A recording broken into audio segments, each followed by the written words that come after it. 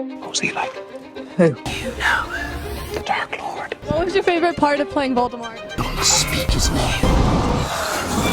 The first scene in the graveyard. I can touch you. Voldemort had been talked about for so long, He who must not be named. Voldemort. Not all wizards are good. and the build-up to Voldemort arriving in the books is just immense. Lord Voldemort had risen again. Ralph Fiennes was our first choice, frankly our only choice. There was only one that we were truly interested in, and it was Ralph. I cast Ralph Fiennes because he's one of the most potent actors of his generation. I knew there was a Harry Potter huge thing happening. I had no sense. It was only when my sister, who has children, said, "Don't you realise what they're asking you to do is extraordinary?" And then I took it a bit more seriously. And a nose that was flat as a snake's with slits. You're being asked to play Voldemort? You've got to do it! One of the things that made me want to do the role was Mike Newell showing me these drawings. About the look of the character. We did some drawings, and then Ralph suddenly said one day, "You know, it's not half bad." Things have changed. I had no idea what Voldemort was going to look like, because I knew they were going to do something with Ralph's face. There were a lot of tense discussions about his look. I wasn't expecting that, and I thought, wow, that's a strong look. I wanted him to be really humanly evil, not an idea of evil. It was just a gut feeling about, that's an interesting and daring and challenging, hopefully scary look. But I didn't actually know what it was going to be, so that came sort of a shock. And it's the first time that we see Voldemort physically embodied, so I didn't feel Voldemort was that human. I felt he was the essence of evil. Strong. It felt powerful. It felt evil. Ralph Fiennes doing the creature of ultimate evil, for which he is immensely well suited. And the tension and the sort of quietness of the whole set is unlike any other set I've ever been on. I said pick it up! Get up! Get up! Except when they called action. And for some reason I was terrified of him. When the connection is broken, you must get to the port key. Let's go! Let's go! Voldemort's back. That's my son! What was it like to stand in his presence? Soon we must all face the choice between what is right and what is easy. For the first time, Harry's world's completely shaken. You must be anxious knowing what lies ahead. Then again, we all are. because what lies ahead are dark things. Voldemort is back. Sides have been drawn, and a great storm is coming. Harry is also absolutely terrified of him. It's changing out there. Just like last time. There's a storm coming, Harry. We'd all best be ready when she does. Just like last time. In Harry Potter and the Order of the Phoenix, the fifth in a series of 7 movies, we find Harry in a very different kind of adventure. It's a real sense of a growing danger that you can't quite define. This is not just a random series of events, but it's all leading to something. Told that a certain dark wizard is at large once again. A lot of people don't want to accept that he's back.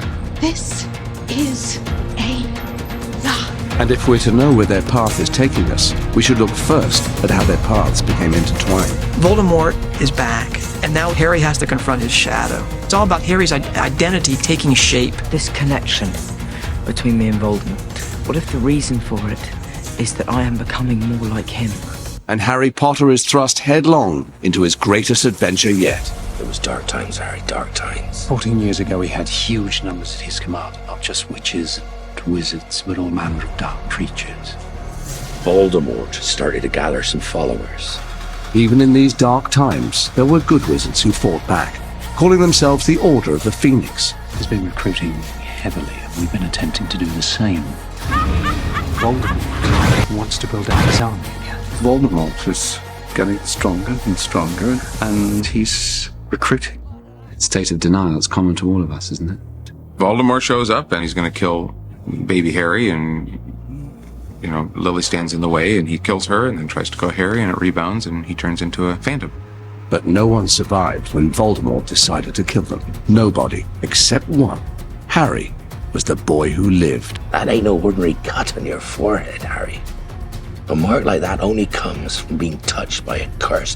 For 14 years, Voldemort sought his return to human form. And then, with a drop of Harry's blood, he was back. Things are starting to break down. Basically, all the rules get thrown out. Everything that we think we know goes out the window. Voldemort is getting inside Harry's head. He's corrupting his soul. What does it mean that Voldemort has been living within Harry through the presence of Harry's scar? And they're terrified that he's made this story up about Voldemort coming back. They're convinced, actually, that he's lying. We have a lot of questions yet to be answered about that.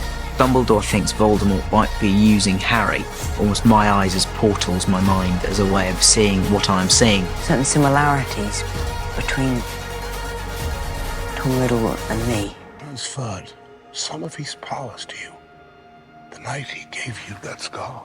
In this particular story is Harry being a bit of an outsider, feeling like people do not trust him, do not believe him, feeling like he doesn't belong. Harry's courage is really being worn down by Voldemort. He has this mysterious connection to Voldemort through the scar, through the matching wands. Harry Potter and the Order of the Phoenix, a mysterious link to Voldemort, weighs heavily on Harry. The more you care, the more you have to lose. Don't you want to know the secret of your scar? Guess I can wait a little longer. There's a war coming. Even though Voldemort isn't a big feature of our story, you can feel him everywhere. Hits of the spirit of Voldemort coming inside him, possessing him. Oh, angry.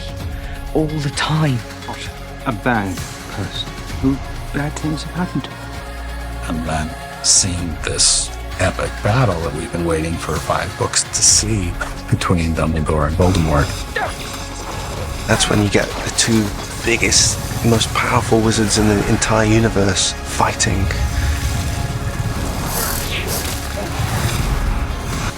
Which was great fun to shoot. I think the last act of this film is as exciting as any we've had. And it's just a series of thrilling action beats. So weak, so vulnerable.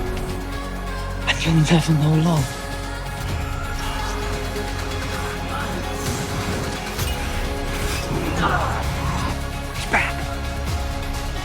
I knew it was only a matter of time before Voldemort made the connection between you. Neither one can live while the other one survives. We've got one thing that Voldemort doesn't have. Something worth fighting for.